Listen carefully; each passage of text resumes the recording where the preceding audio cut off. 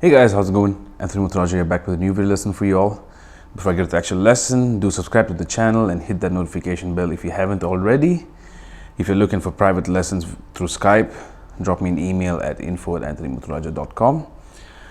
Alright, so in today's lesson, I want to talk about one of the biggest myths about jazz soloing and how actually this simple principle can be applied to every aspect of music, including grooves, solos, compositional ideas, chords, scales, just pretty much everything, even rhythms.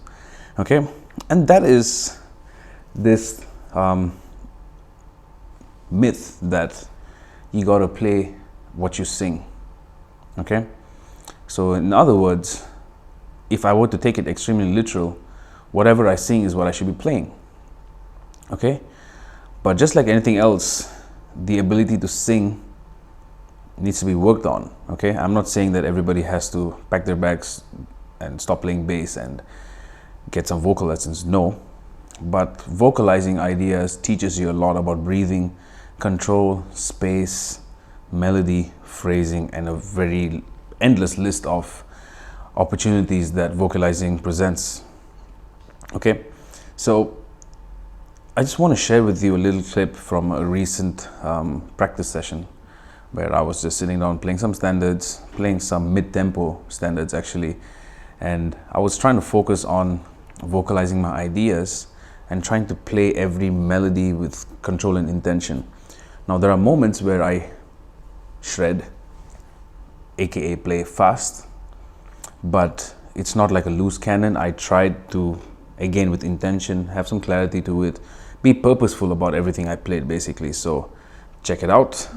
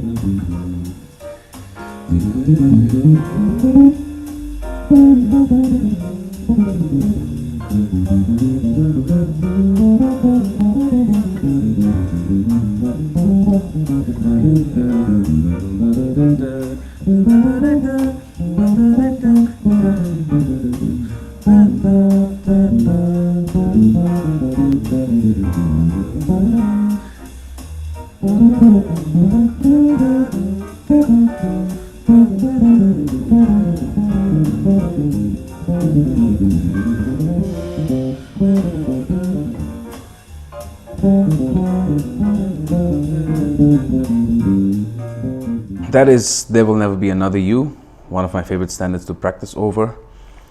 I tend to pick standards which have a great melody to it, okay? That by default will force you to try to create melodic ideas. So first things first, in order to be able to vocalize, you need to actually hear melodies internally.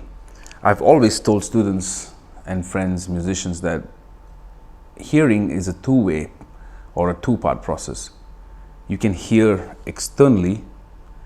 Basically, if I play a note or a bunch of notes, I hear it, I hear the reproduction of it. But now if I were to hone in on the hearing which is internal,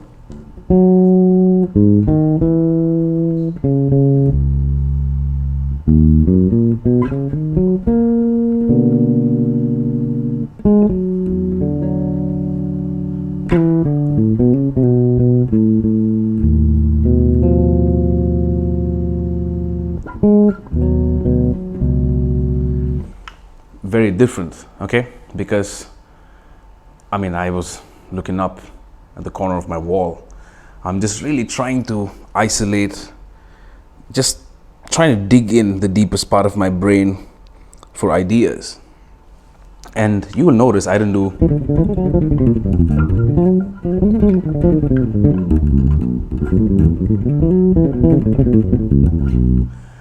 that. But if I were to tell you those are vocalized ideas, you probably wouldn't believe me, but they actually are. All you have to do is rewind, slow the video down by 50% or maybe even 75% and listen to what I just played. These are all ideas that I worked on through the years by trying to sing and piece things together. Okay, so if I take a very simple chord progression like a 2-5-1 in the key of C, okay, we are inclined to think along the vocabulary direction, or you know. Okay, now if I were to add my voice to this,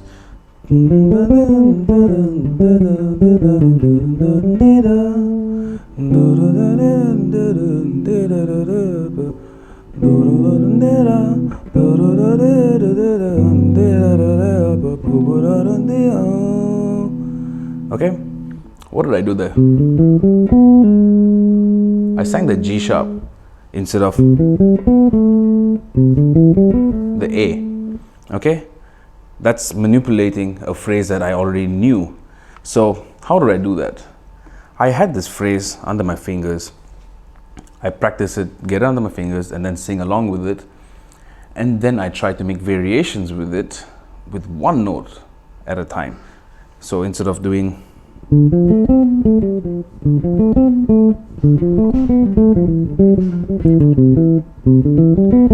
I could do, yeah.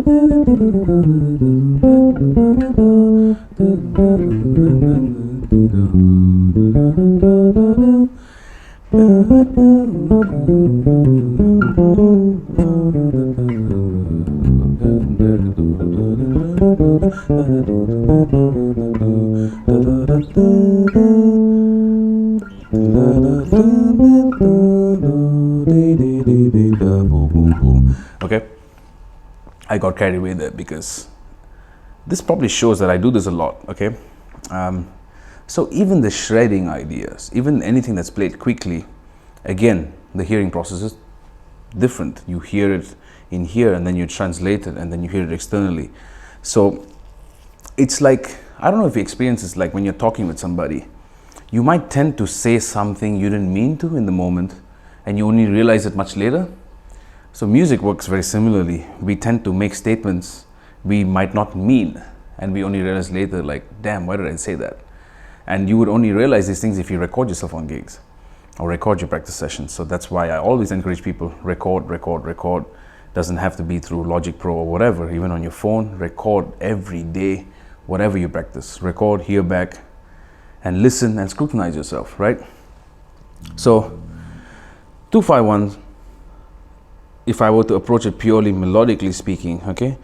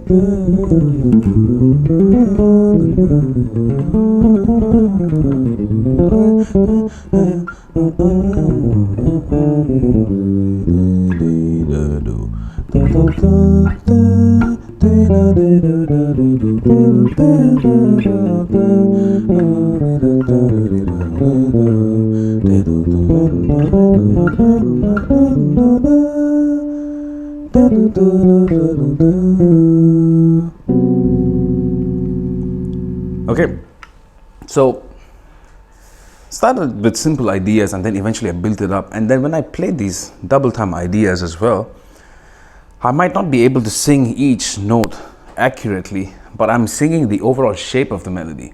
So I'm constantly vocalizing it, right? So if you are somebody who's trying to develop this technique, a simple thing is take whatever phrases you already know, play them fairly comfortably with a decent sound and execution, sing along with it, hum along with it, really get that sound, the contour. You know, I always believe in contour of a melody. A melody is just never like that. A melody has ups and downs. If you're able to sing the ups and downs,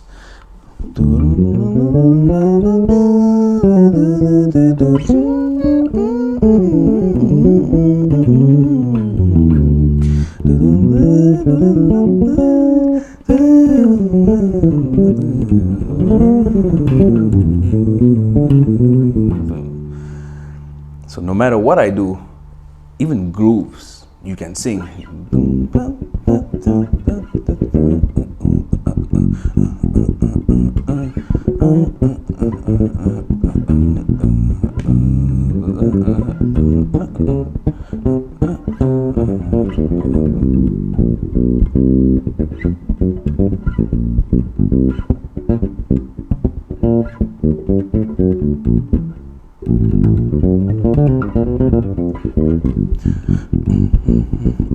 Okay, so grooves, rhythms, chords.